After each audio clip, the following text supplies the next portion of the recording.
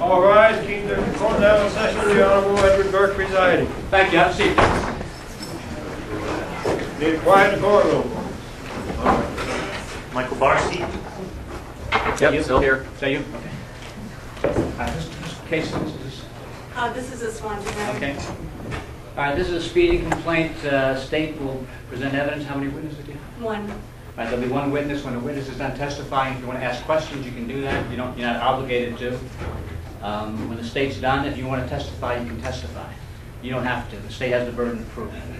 If I can make the order from here or the decision, I will. If not, I'll get it to you in writing at 4. That's That's correct. Okay, thank you. All right, go ahead. Thank you. Your Honor, the state calls Officer Mary E. Wanu of Swansea. Keep in mind, we're doing the case a little bit earlier, so there could be people coming in and out, so it could be a little bit noisy. Your Honor, if you could swear the witnesses, please. Please raise your right hand. Do you swear or affirm that any testimony given will be the truth? I do. Have a seat, please. Officer E. Wanu, could you please state your name and spell your last name for the record? Mary Iwanu, I-O-A-N-N-O-U. Where are you employed? Swansea, New Hampshire Police Department. Okay. Could you maybe just turn your chair a little so I can look at you? I know you're also looking at the judge. And how long have you been employed with the Swansea Police Department? For over 3 years. And where did you train? Did you train at the New Hampshire Academy? I did, yes. And did you graduate from that program? Yes. While you were at the academy, did you receive any training on using a radar machine to track a vehicle's speed? Yes, I did. And have you had any training on that same process while you've been employed by the Swansea Police Department? Yes, I did. Who trained you on that? Officer Blodgett. Okay, and was he your field training officer? He was. Did you have occasion to meet up with Michael Barsky on April 1st, 2009? I did, yes. How did that come about? It was because of a motor vehicle stop. Okay, where were you when you first saw his vehicle?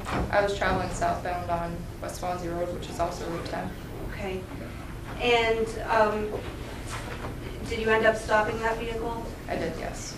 And how did that stop come about? If you could just walk us through when you saw him and when you, all the way through to when you stopped the vehicle. I was traveling southbound on Route 10 when I saw a vehicle traveling northbound near Whittemore Farm Road, which is near T-Bird.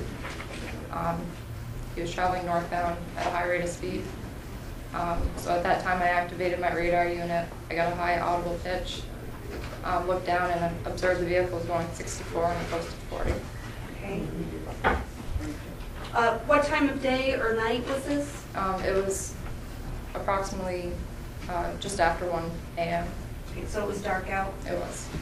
Are there other intersections in this vicinity where, I'm not saying right where you stopped him, but in the vicinity of where you stopped him? There are, yeah. Okay. And are those roads? Are they driveways?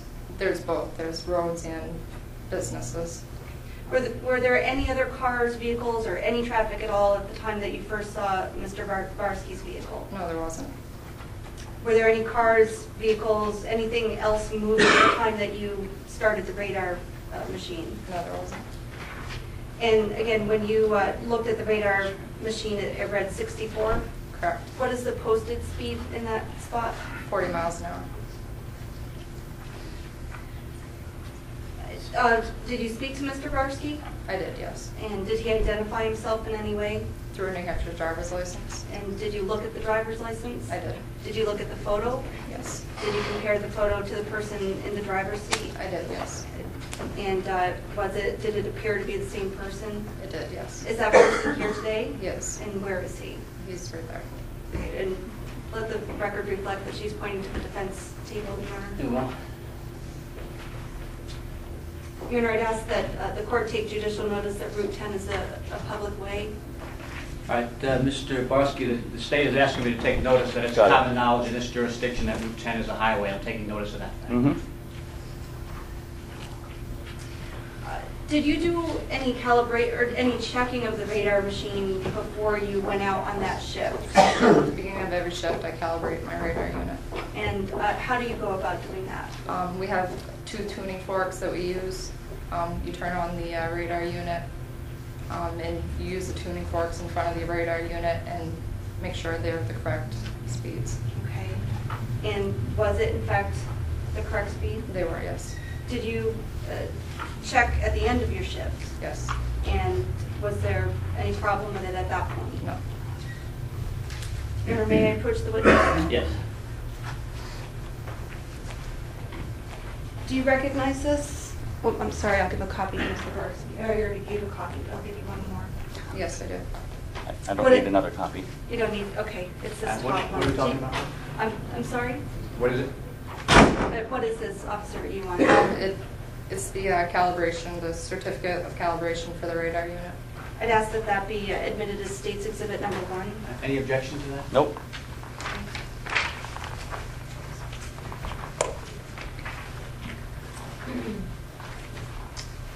And may I approach, Your Honor? Mm-hmm.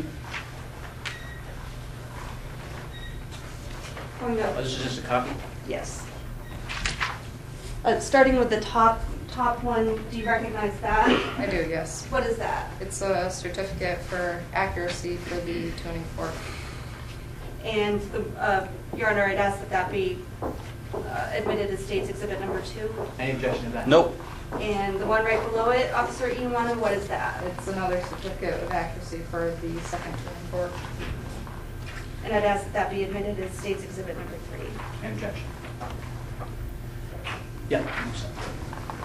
Did Mr. Barsky tell you anything about why he was going the speed he was going? He did not know.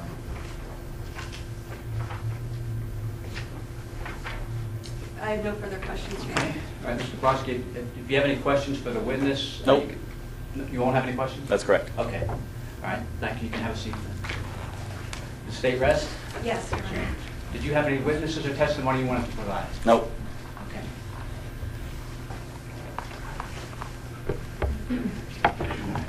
Anything else? No, Your I Honor. I have a closing statement. Do I go before her or after her? You would go first. Is that now? Yeah, but you have to stand up to do it, that's all. Why is that? Because that's a rule of court. When you address the court, you have to stand up. Does that mean something? There's a rule of court, you have to stand up. Stand up or don't say anything. All right, I'm standing up even though it means nothing to me. I actually don't know how fast I was going because I was Hang on a second. If you wanted to testify... No, it's not testimony. I'm making a statement, which I know you can't take as evidence because Okay. I then need to make a point about it. Okay, and then I'll let you do it that way. You Thanks. just need to know that I can't take into consideration Right. any new facts that you might want to do. Right. Just the point that I'm going to make about it. Okay. I don't know how fast I was going because I was just paying attention to the road. And I was driving under the safe conditions for a clear, dry night on a road, the stretch of which between Winchester and Keene has ridiculously low speed limits and numerous speed limit changes. The officer had to make a U-turn on that road and drive faster than me to catch me. So both of those together means that I couldn't have been doing anything unsafe. I hurt or harmed no one. I threatened no one, damaged no property. There was no victim. The purpose of this charge, the charge being the fine, if there is any, is obviously revenue generation for the state, and I will not pay it. That's all. Thank you. Anything from the state? Your Honor, only that although it's true that a particular speed is not in and of itself a violation, the state needs to prove that a speed was unreasonable or not prudent. Here, because it was 24 miles over the speed limit, the state would argue that it was not reasonable and prudent under the circumstances. Under different circumstances or a lower speed, I might find the defendant not guilty, but on 24 miles over the posted speed limit is enough to find him guilty. Fine is, you have anything about this driving record? Your Honor, I don't have a certified copy. It looks like there were a couple of motor vehicle charges placed on file in the last year, but I don't have a lot of information. Do you know what they were?